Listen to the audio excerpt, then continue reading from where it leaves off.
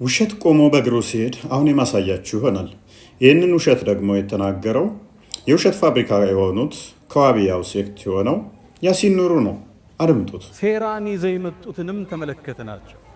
የኛ አንዳንድ ወጣቶች የሰሩትን ስህተት ተመልክተው እሷን አወፍረው እስልምና መሃል ሁለት ሰፍ እንዳለ ለማሳየት የቧጠጡ ሰዎች መርዛቸው ሊረጡ ያሰቡን ሰዎችንም መንጠረን ታዘብናቸው።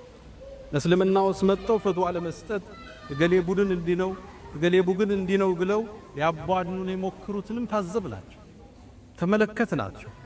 ምን ያሴሩልን እንደነበር በግልጽ በአደባባይ ተመለከትናቸው። ከሌላ እምነት መጥተው ጥቂቶቹ ሰፊውን የክርስትና እምነት የማይወክሉት ትንንሽ አክቲቪስቶች ብቅ ጥልም ብለው ገሌ ሱፊ ገሌ ወሃቢ ማለት እንዲህ ነው ብለው ሊያባዱን ሲሞክሩ በትዝብት ተመለከትናቸው። የነሱን ድምጸት ደግሞ ይዞ ያስተጋባ ሱፊያ ነኝ ብሎ ያመነ ደግሞ አንዳንድ ዲኑ ያልገባው ወጣትንም ተመለከትን። ልብ በሉ እናንተ ወጣቶች፣ እነዚህ ሰዎች ቢሳካላቸው የሚጀምሩት በእናንተ። የሰሜኑ ጦርነት ጊዜ የወደመው የመሻይኾቻችን ሐሪማን በርካታ የዕልም መካኖች ወድመዋል። አሁን የሉ።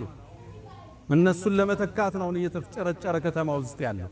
እነ ሸህ መሐመድ ሐሚድዲን ዑለማዎችን ማን ይተካቸው ብለው ዑለሞችን ሰብስበው እያስመረቁ ያሉት ሐሪማዎቻችን እንደዚህ እስልምና ላይ በሚያሰሩ ሰዎች ስለወደመ ብቻ። እነዚህ ዛሬ ወሃቢ ሰለፊ ያሉ የሚያቧድኑ ሌላ እምነት የመጡ ሰዎች እስልምና አንድ ነው። ኢትዮጵያ ውስጥ ያለ እስልምና ባረግነው ጥናት ከሌላ ሀገር ያለው እስልምና ጋር አንድ አይደለም። ሱፊዩና ሰለፊዩ መሃል። መልካም እንግዲህ እንደሰማችሁት ያሲን ኑሩ መስጊድ ውስጥ ሲናገር ብዙ ቅጥፈቶችን ቀጥፏል ማለት ነው። በተለይም በክርስቲያኖች ላይ እንግዲህ እንደሰማችሁት ያልዳሰሰው የለም።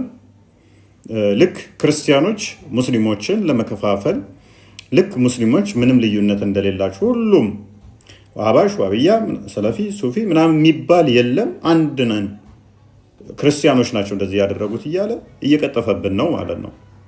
እኛ እንደ የቀጠፍ ነው እኛንን አንድ አይደላችሁም ያልነው፣ አስተምሮታችሁን አንድ አይደላችሁም ያላችሁ።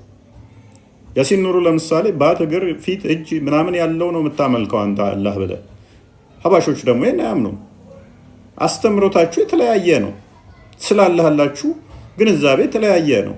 አንተ የምታመልከውን አላህ እነሱ አያመልኩም። ያንተ አላህ ለነሱ ጣዖት ነው።